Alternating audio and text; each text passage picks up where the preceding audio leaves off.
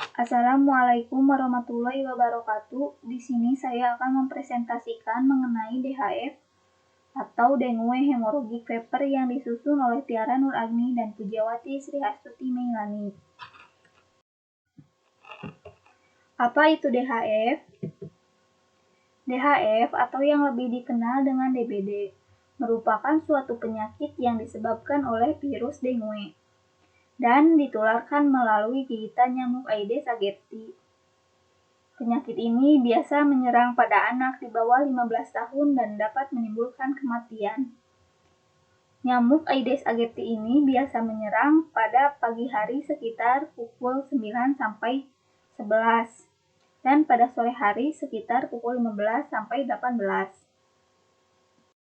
Selanjutnya, mengapa DBD lebih sering terjadi pada anak di bawah 15 tahun? Di sini ada dua alasan.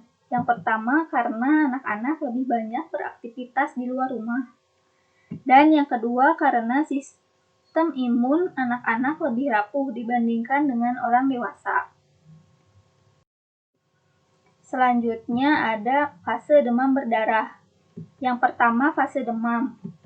Fase ini terjadi pada hari pertama sampai ketiga, disertai dengan berbagai gejala yang muncul.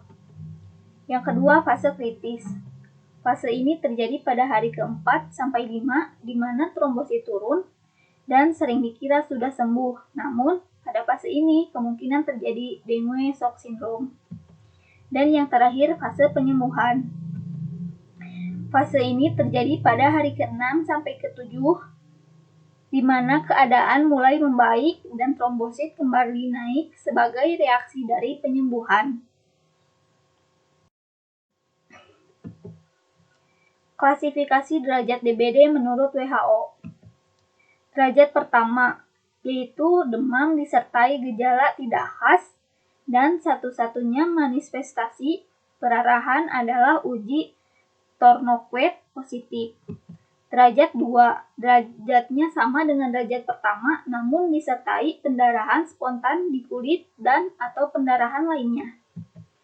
Derajat ketiga, ditemukan kegagalan sirkulasi yaitu nadi cepat dan lembut, tekanan nadi menurun, dan hipotensi disertai kulit dingin, lembab, dan pasien menjadi gelisah.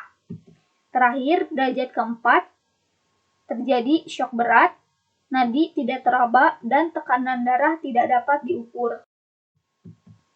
Etiologi. Penyakit ini disebabkan oleh virus dengue yang tergolong arbovirus yang ditularkan melalui gigitan nyamuk Aedes aegypti dan Aedes albopictus.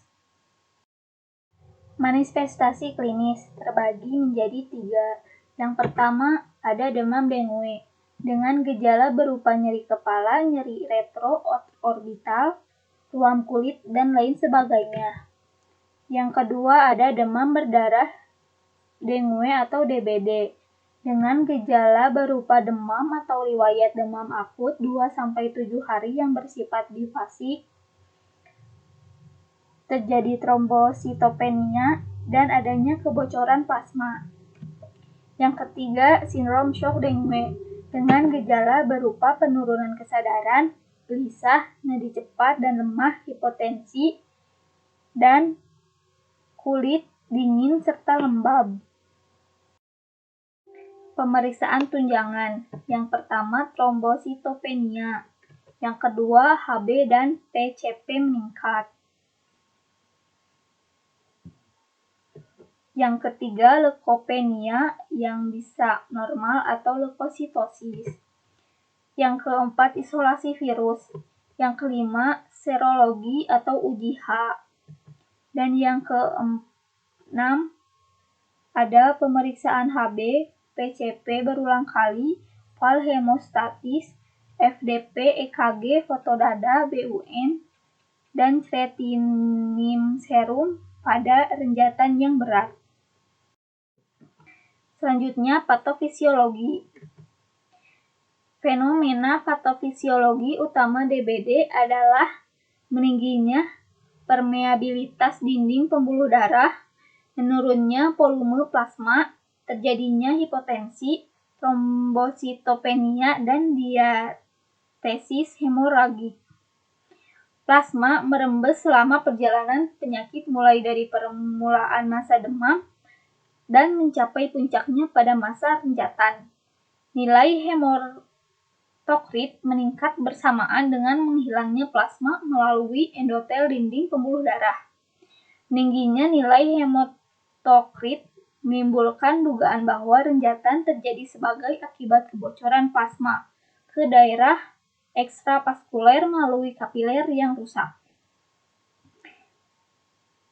Gejala berupa demam, mual, dan muntah, nyeri otot, dan sakit kepala terjadi karena adanya aktivasi koagulasi, yaitu bagian dari proses hemostasis tubuh dalam hal mempertahankan keutuhan sistem sirkulasi darah setelah terjadinya kerusakan vaskuler.